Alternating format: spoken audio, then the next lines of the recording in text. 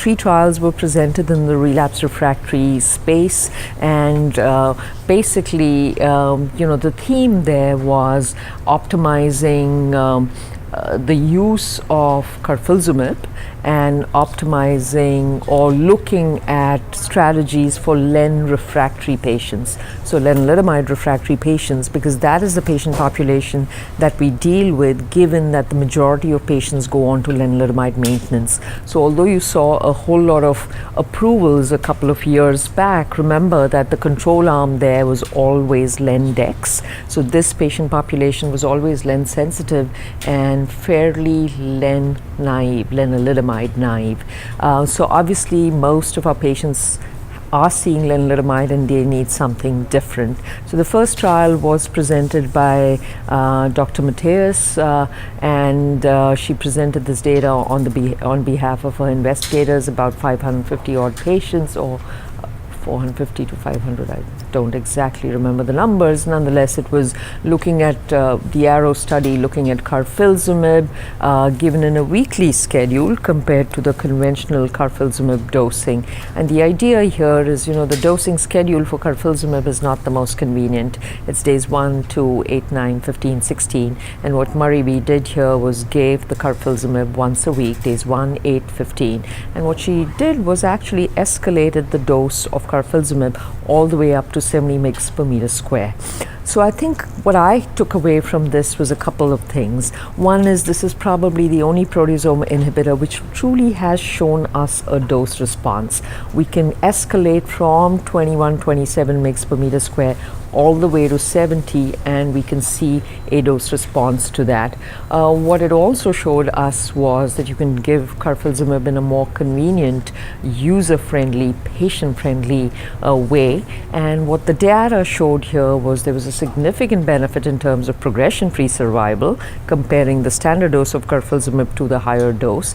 There was no increased toxicity, and it did impact overall survival, although that did not meet statistical significance. So I do think this would be the new standard of care in how we give Carfilzomib, and most of us in trials and out of trials also are using Carfilzomib on a weekly schedule. Now going forward, there's going to be a lot of combinations. There's a couple of combination posters at this year's ASCO as well. Now the second trial which was presented was by Dr. Chari, and he presented again 70 mg per meter square of Carfilzomib, but to that added on Daratumumab, the monoclonal antibody. So when you add a monoclonal antibody using 70 mg per meter square of Carfilzomib is fine. The data for this trial looked absolutely incredible.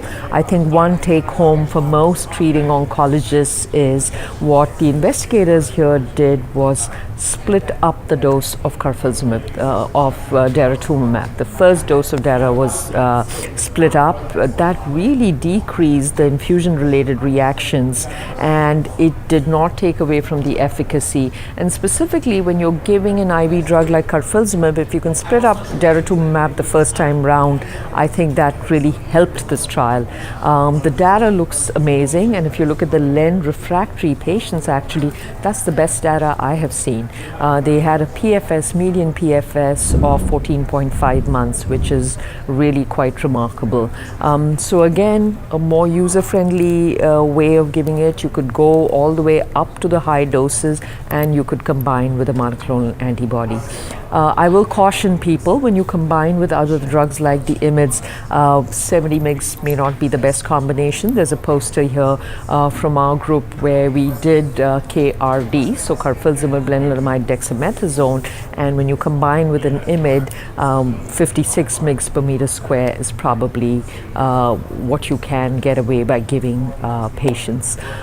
The third trial, which was presented in the relapsed refractory space, was the OPTIMISMM trial, and this was essentially for lenalidomide refractory patients and all lenalidomide exposed patients. About 70% of the patients on this trial were Len refractory, and the trial included patients to get Bortezomib Dex versus Bortezomib Pomalidomide and Dexamethasone, and the response rate are close to about 80% in the triplet combination. And to no big surprise, the triplet did better than the doublet. What was interesting to me to see was, although the PFS here compared to the doublet was about 11.8 months compared to 7.9 months, so there was a 4-month progression-free survival benefit. I think important was when you start treating patients after first relapse. Typically, pomalidomide is approved in 2 or more relapses, but when they broke down treating with pomalidomide at first relapse, typically patients who are progressing on a len-based maintenance, their PFS was actually quite good. It was close to 20 months. And my takeaway from this is, switch to POM and go to POM earlier as opposed to waiting too long. And I think most of us already believe that POM should be used in combination. Whether Bortezomib is the best combination is open to discussion based on the OPTIMISMM data. It is a very convenient way of combining drugs, and I think the investigators were a little bit limited in how they did the study because they have to go by the Bortezomib label. In practice, again, we use Bortezomib once a week, so whether or not modifications of that schedule would be better, more helpful. We also use Carfilzomib with POM, we also use Dexamethasone with POM, so there's a whole lot of different things one can do with that. So that was kind of the relapse refractory space.